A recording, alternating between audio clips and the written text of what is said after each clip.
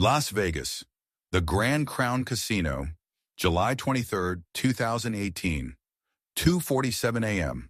The World Series of Poker final table unfolds beneath the harsh glare of television lights, where 9 players compete for the largest prize pool in tournament history.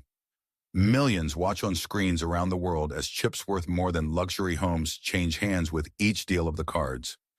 The atmosphere crackles with tension as fortunes are made and lost with mathematical precision. Security cameras capture every angle of the action. The nervous gestures of amateur players, the stone-faced concentration of professionals, and the mechanical efficiency of the dealer whose hands orchestrate this high-stakes drama. To viewers and casino security alike, Mark Daniels appears to be just another invisible professional, one of dozens of dealers who facilitate the movement of hundreds of millions in tournament chips without attracting any attention to themselves. But the surveillance footage reveals something extraordinary hidden within this routine tournament activity. As Mark completes his shift and walks calmly toward the employee areas, he carries a small dealer's case that appears identical to the equipment used by every poker professional in the casino. Nothing seems suspicious until investigators would later discover that inside this unremarkable case are tournament chips worth $25 million. He wasn't a gangster with connections to organized crime. He wasn't a high-rolling customer with inside knowledge of casino operations. He was a poker dealer, invisible in plain sight, and in one night he walked away with $25 million in the most audacious theft in professional poker history. If you're enjoying this already, smash like, subscribe, and most importantly, give this video a hype. And I want to know, where are you watching from? Drop your city or country down in the comments. I love seeing how far these stories travel. Mark Daniels embodied the perfect poker dealer, professional, precise, and utterly forgettable in the way that high-stakes gaming required. At 42, he had spent nearly 2 decades perfecting the mechanical efficiency that made million-dollar poker games possible while remaining completely invisible to the wealthy players whose fortunes he helped redistribute across felt-covered tables. Mark's journey to the Grand Crown's poker room had begun in smaller casinos throughout Nevada, where he'd learned the demanding disciplines of professional dealing. Flawless card handling, mathematical precision, and the emotional neutrality necessary for managing games where single hands could involve more money than most people earned in decades. His reputation within the Las Vegas poker community was built on reliability rather than personality.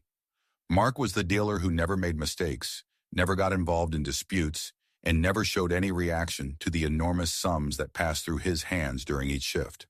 Casino management valued his complete professionalism, while players appreciated his efficient, unobtrusive service.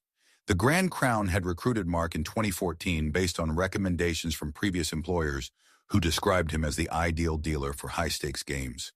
His technical skills were flawless, his demeanor was perfectly neutral, and his ability to handle pressure situations made him valuable for the casino's most important poker operations. Mark's official duties included dealing in tournaments with buy-ins exceeding $100,000, managing cash games where individual pots could reach 7 figures, and supervising chip transfers between gaming tables and the casino cage during complex multi-day events that required precise accounting of enormous sums. But Mark's personal life told a different story from his professional success. His modest apartment reflected the financial reality of dealing poker for a living. Steady but limited income that barely covered basic expenses in one of America's most expensive cities. His 2012 sedan was reliable but aging. His furniture was functional rather than comfortable. And his social life was constrained by both irregular work schedules and limited disposable income.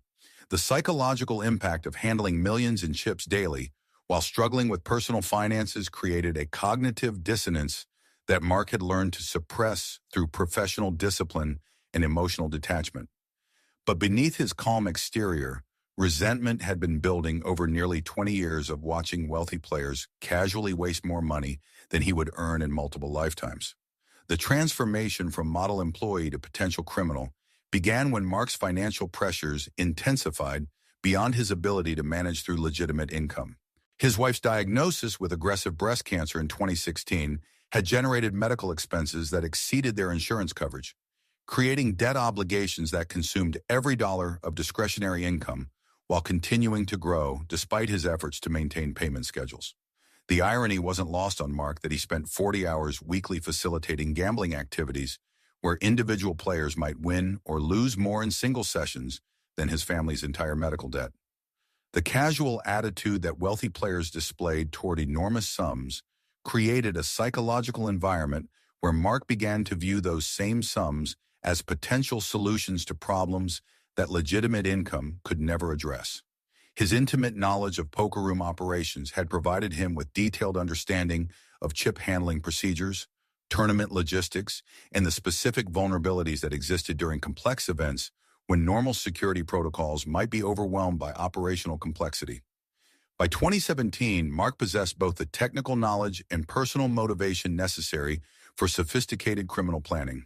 The Grand Crown's poker operations represented a complex financial ecosystem designed to handle hundreds of millions in tournament entry fees, cash game proceeds, and the continuous chip transfers necessary for managing simultaneous high-stakes games across multiple playing areas.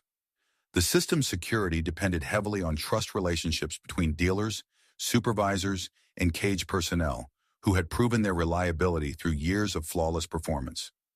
Mark's position as a senior dealer provided him with access to information and procedures that few casino employees understood completely. His responsibilities included not only dealing cards, but also managing chip inventories, coordinating tournament logistics, and supervising the movement of enormous sums between gaming tables and secure storage areas. The poker room's operations were integrated with the casino's broader financial systems through procedures that balance operational efficiency with security requirements. During major tournaments, when chip volumes could exceed normal capacity, temporary storage and transport procedures were implemented that prioritized maintaining game flow over maximizing security oversight. Mark began systematically studying these operational procedures, documenting timing patterns, personnel schedules, and the specific vulnerabilities that emerged during peak activity periods when normal security protocols might be strained by logistical complexity. His analysis revealed that tournament chip management involved predictable gaps between collection from gaming tables and final reconciliation in the casino cage. During these intermediate periods, large quantities of chips existed in temporary storage or transport status, where individual accountability was reduced in favor of efficient bulk processing. More importantly, Mark discovered that his reputation for absolute reliability had created a level of trust that eliminated most verification procedures during routine chip handling activities.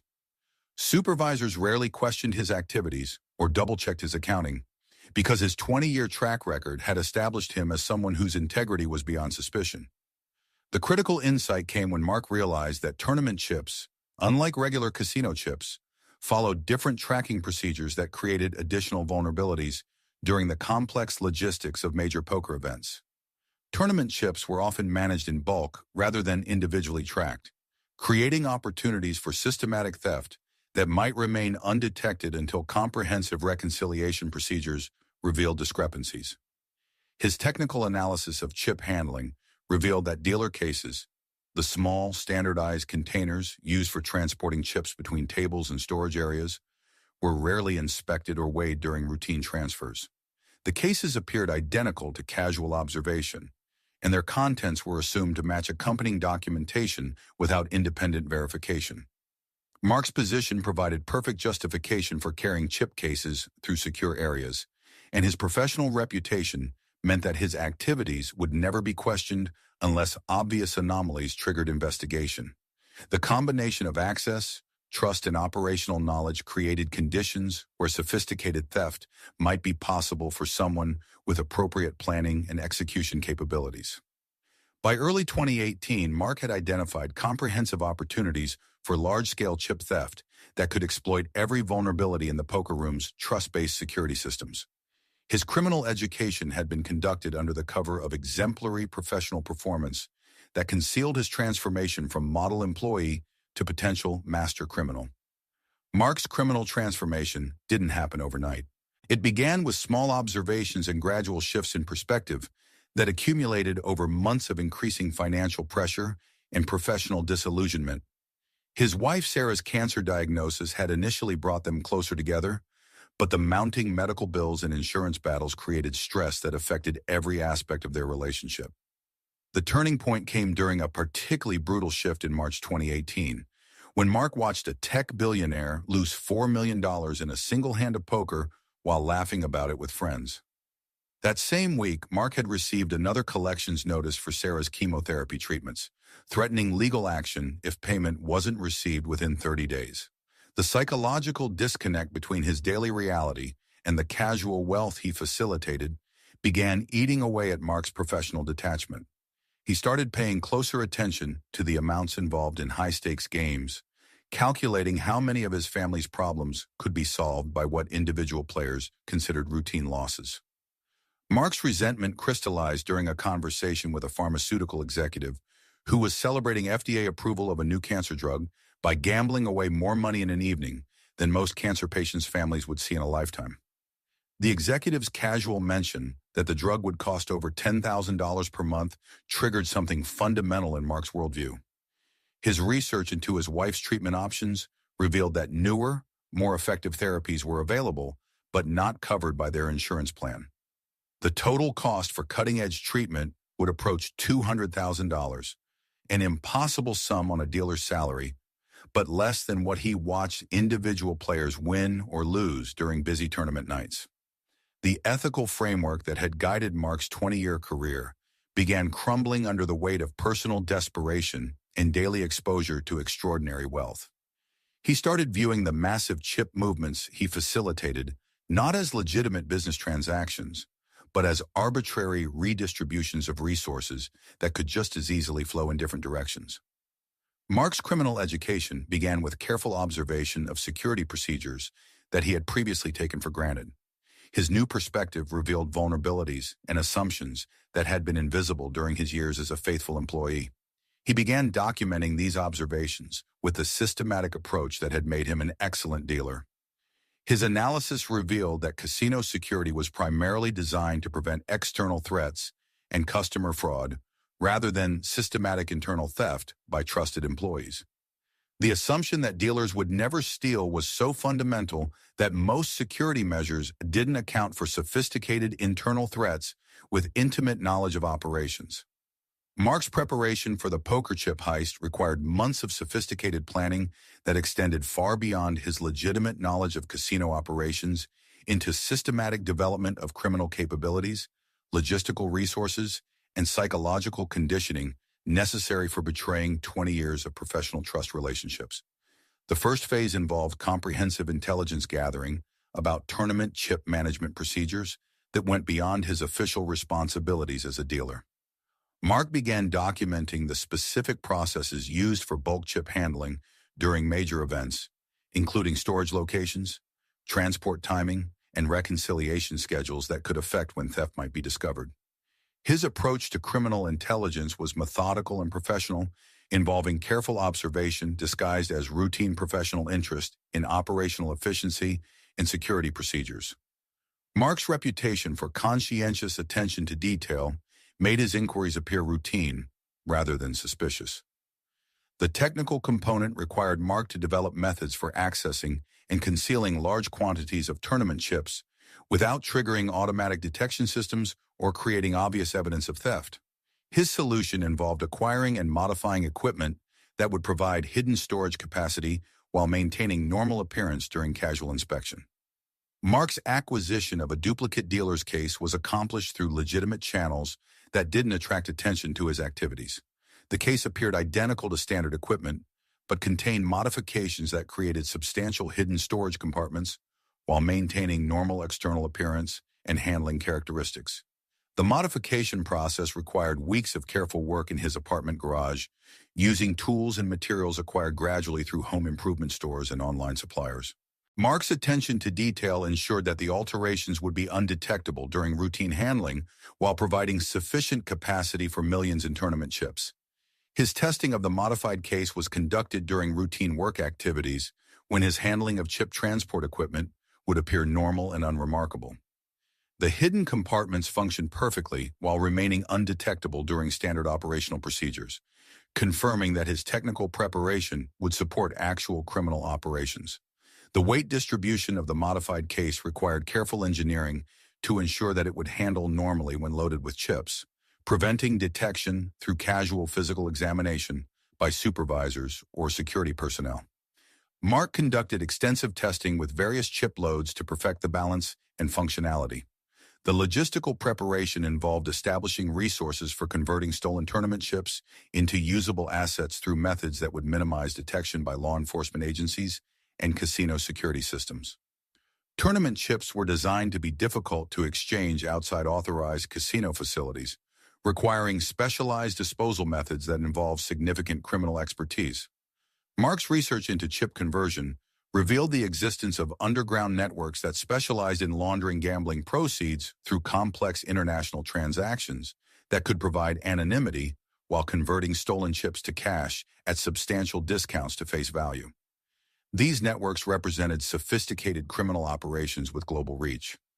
His approach to establishing criminal contacts was cautious and indirect, involving networking within Las Vegas's extensive gambling community to identify individuals who possessed capabilities he needed while maintaining operational security that would prevent discovery of his criminal preparations by law enforcement or casino security.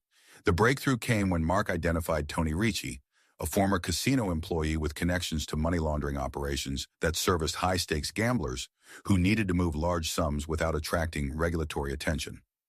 Tony's services were expensive, but provided access to international conversion networks that could handle millions in stolen chips through established criminal channels. Tony's criminal organization operated through a network of accomplices in multiple countries, including contacts in Macau's gambling industry, European money transfer services, and Caribbean banking operations that specialized in providing financial privacy for questionable transactions. The sophistication rivaled legitimate financial institutions while maintaining complete anonymity. The financial conversion process involved multiple stages designed to obscure the origin of funds while providing maximum security for criminal proceeds. Stolen chips would be consolidated with similar assets from other criminal operations, processed through bulk conversion services, and distributed through international banking networks that made tracing virtually impossible. Mark's financial preparation included systematic conversion of his legitimate assets to portable forms that could support extended criminal operations and potential permanent departure from his previous life if circumstances required complete identity transformation. His approach was gradual enough to avoid attracting attention from financial monitoring systems. His preparation also included detailed contingency planning for various scenarios that might arise during or after criminal operations, including potential discovery, law enforcement investigation, and the need for immediate departure from Las Vegas if his theft was detected before conversion operations were completed successfully. Communication security became increasingly important as Mark's criminal planning involved coordination with multiple criminal associates whose activities could attract law enforcement attention. He established encrypted communication methods and developed operational security protocols that would protect all participants from investigation and prosecution. By summer 2018, Mark had assembled all technical, logistical, and financial resources necessary for attempting large-scale theft of tournament chips during a major poker event. His criminal infrastructure had been developed through activities that appeared completely legitimate, making it invisible to casino security oversight while providing comprehensive capabilities for sophisticated criminal operations. The World Series of Poker main event final week in July 2018 represented optimal conditions for Mark's carefully planned theft operation. The tournament had attracted record participation and generated the largest prize pool in poker history, creating exactly the kind of operational complexity and chip volume that would provide cover for sophisticated criminal activities. Mark's assignment to deal at the final table events had been based on his reputation as the casino's most reliable tournament dealer, capable of handling the pressure and precision required for games broadcast to millions worldwide. His selection for this prestigious assignment provided perfect access to the massive chip concentrations that would be his criminal targets. The tournament's logistical complexity had strained the casino's normal chip management procedures, requiring temporary protocols that prioritized maintaining game flow over maximizing security verification. These operational adjustments created exactly the vulnerabilities that Mark had been studying during months of criminal planning. His intelligence gathering had confirmed that the final tournament sessions would involve chip movements exceeding normal capacity, requiring bulk handling procedures that reduced individual accountability in favor of efficient processing. The timing was critical because these vulnerable periods would be brief and might not occur again for months or years. Mark's manipulation of shift schedules had positioned him optimally for accessing target chip concentrations during the specific 15-minute window, when supervisor transitions created reduced oversight. His reputation for reliability made these schedule adjustments appear routine rather than suspicious. At 1:30 a.m. on July 23rd, as the final table session entered its critical phases, Mark began implementing the preliminary activities that would provide cover for his criminal operation. His legitimate dealing responsibilities created perfect alibis for his presence near enormous chip concentrations while establishing normal behavior patterns. The target that Mark had selected contained approximately $25 million in tournament chips, awaiting final reconciliation after the evening's play. The concentration represented one of the largest aggregations of portable wealth in poker tournament history, justifying the extraordinary risks involved in betraying 20 years of professional trust. Mark's technical preparation proved flawless as he initiated the chip substitution procedures that would transfer authentic tournament chips from legitimate storage to his modified dealer's case, while replacing them with lower denomination chips that would temporarily maintain correct counts during casual verification. The critical moment arrived at 2:31 a.m. when Mark found himself alone with the target chip concentration during the carefully orchestrated supervision gap that he had created through months of patient schedule manipulation and operational analysis. Working with practiced efficiency developed through extensive mental rehearsal, Mark transferred $25 million in tournament chips from authorized storage containers to the hidden compartments within his modified dealer case, while maintaining complete awareness of timing constraints and potential interruptions. His legitimate authority to carry dealer cases through secure areas provided perfect justification for transporting stolen chips past security checkpoints and surveillance monitoring that would have detected other forms of criminal activity. To any observer, Mark appeared to be conducting routine post-shift procedures. The transportation phase involved moving stolen chips through employee corridors and service areas using routes and timing that avoided surveillance detection while maintaining the appearance of normal equipment transport that wouldn't attract security attention or require additional verification. By 2:47 a.m., Mark had successfully loaded $25 million in stolen tournament chips into his personal vehicle and was departing casino property through employee exits that his 20-year employment history provided legitimate access to. His criminal operation had been completed with perfect operational security while maintaining the professional behavior that had made his theft possible. Mark's conversion of $25 million in stolen tournament chips required accessing criminal networks that specialized in laundering gambling proceeds through sophisticated international operations designed to make detection and recovery virtually impossible. The process would take months and involve substantial fees, but it would provide Mark with usable wealth while eliminating most traces of the original theft. Tony Ricci's money laundering operation represented one node in a global network that served high-stakes gamblers, professional criminals, and others who needed to convert large amounts of suspicious currency into legitimate-appearing assets. The network's sophistication rivaled that of major financial institutions, while maintaining complete anonymity for clients and operators. The initial conversion process involved transporting stolen chips to secure facilities where they could be cataloged, authenticated, and prepared for systematic exchange through underground markets that connected American casino chips with international gambling operations in jurisdictions with limited law enforcement cooperation. Mark's stolen chips were consolidated with similar proceeds from other criminal operations, creating bulk quantities that could be processed efficiently through established channels while obscuring the origin of individual components. The mixing process made it virtually impossible for law enforcement to trace specific chips back to their original theft locations. The international component involved complex routing through casinos in Macau, Monaco, and various Caribbean jurisdictions, where American tournament chips could be exchanged for local gambling currency that was then converted to international banking instruments through legitimate financial institutions. Each conversion stage involved substantial fees that reduced Mark's proceeds while providing security and anonymity that made detection unlikely.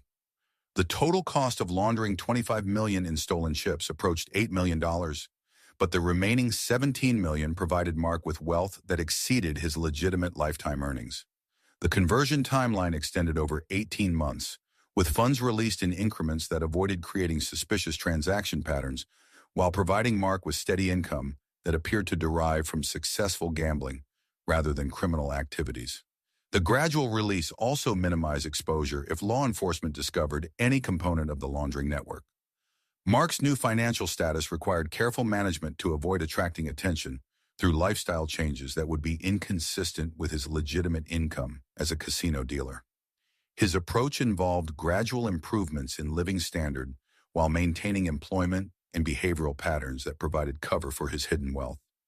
The psychological impact of successfully stealing and converting $25 million was profound, transforming Mark's relationship with his employment, colleagues, and the entire casino industry that had provided both his legitimate career and criminal opportunity. His success created confidence that would eventually contribute to his downfall. Mark's 2 years as a fugitive in Macau represented one of the most successful escapes in casino crime history, but also demonstrated the psychological toll of living under constant fear of detection while attempting to enjoy the proceeds of his sophisticated criminal activities. Macau's unique status as a special administrative region of China, with its own legal system and massive gambling industry, provided ideal conditions for someone seeking to disappear while remaining connected to the casino world that had been his life for over 2 decades. The territory's Portuguese colonial history and complex jurisdictional relationships created opportunities for avoiding detection by international law enforcement. Mark's choice of Macau as his sanctuary reflected strategic thinking about jurisdictions where his casino industry expertise would be valuable while American law enforcement authority would be limited. The territory hosted numerous gambling operations that employed Western dealers and gaming professionals, providing perfect cover for his continued employment under false identity. His false identity documents had been acquired through Tony Ricci's criminal network and were sophisticated enough to support employment and residence in international gambling jurisdictions. The documents included work visas, banking credentials, and professional references that would satisfy routine background checks while concealing his true identity and criminal history.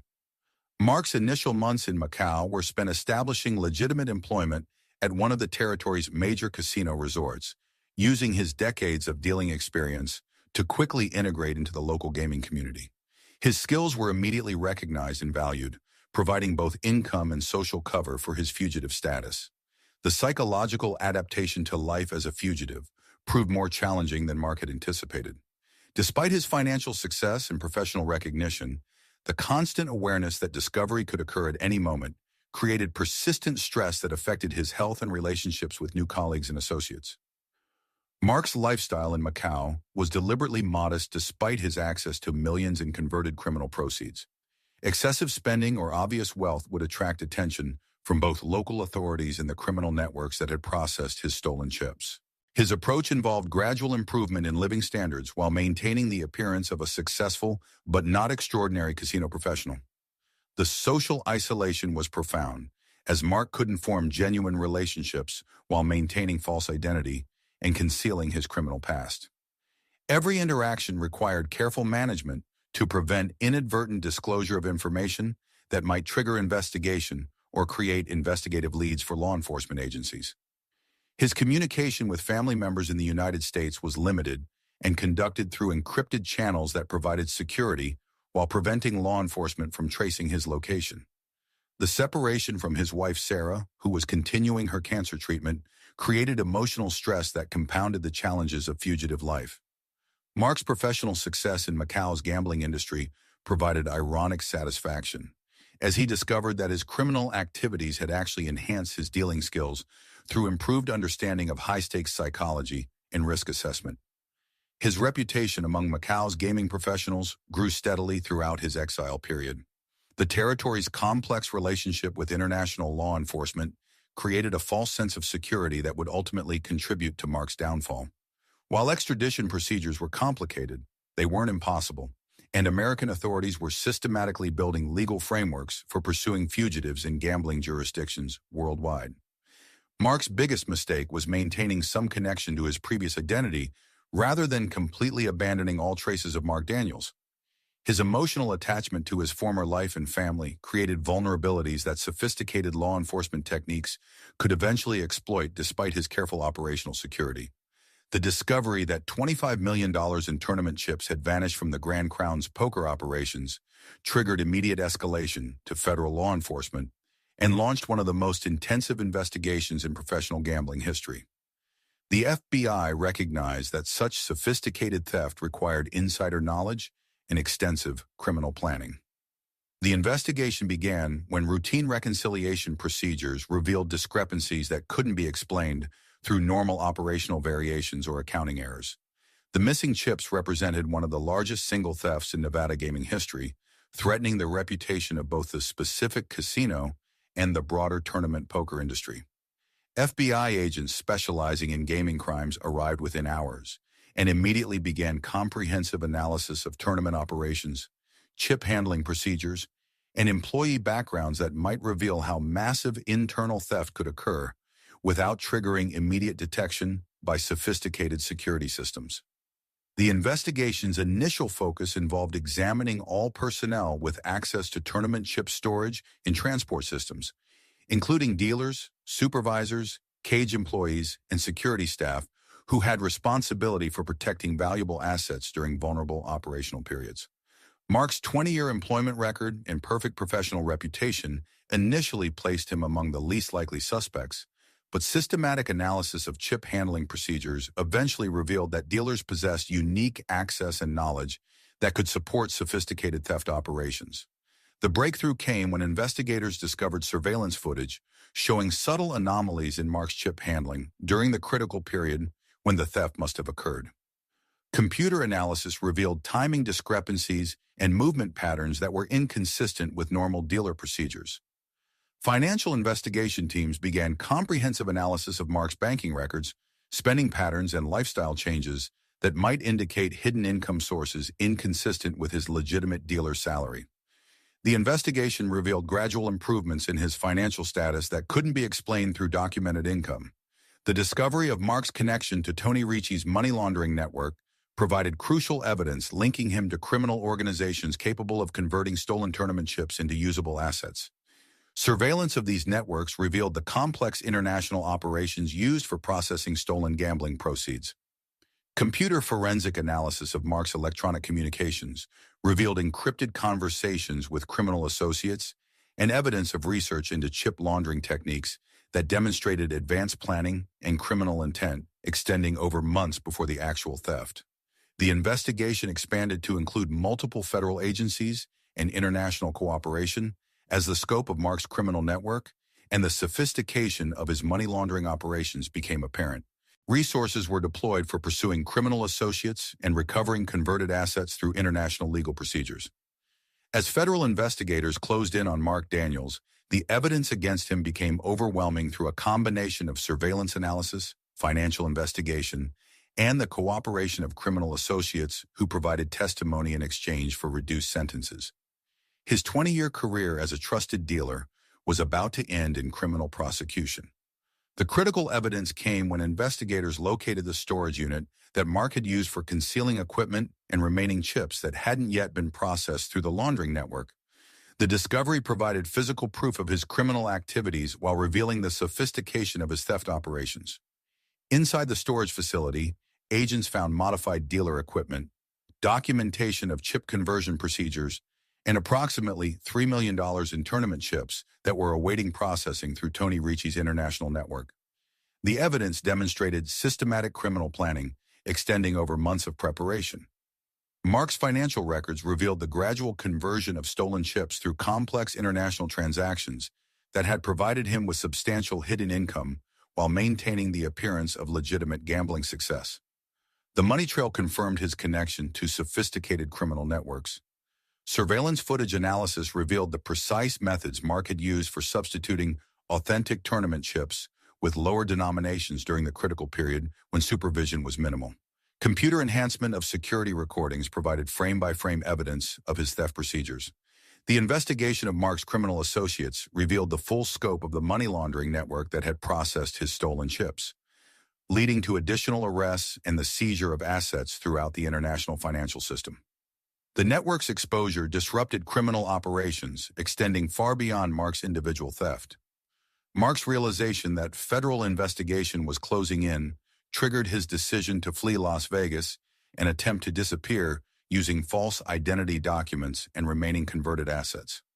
His departure was hasty and poorly planned compared to his sophisticated theft operations, creating investigative opportunities. Border surveillance systems detected Mark's attempt to leave the United States using false identification, but he successfully reached Macau before American law enforcement could coordinate with foreign authorities to prevent his departure. His choice of destination reflected his knowledge of international gambling jurisdictions.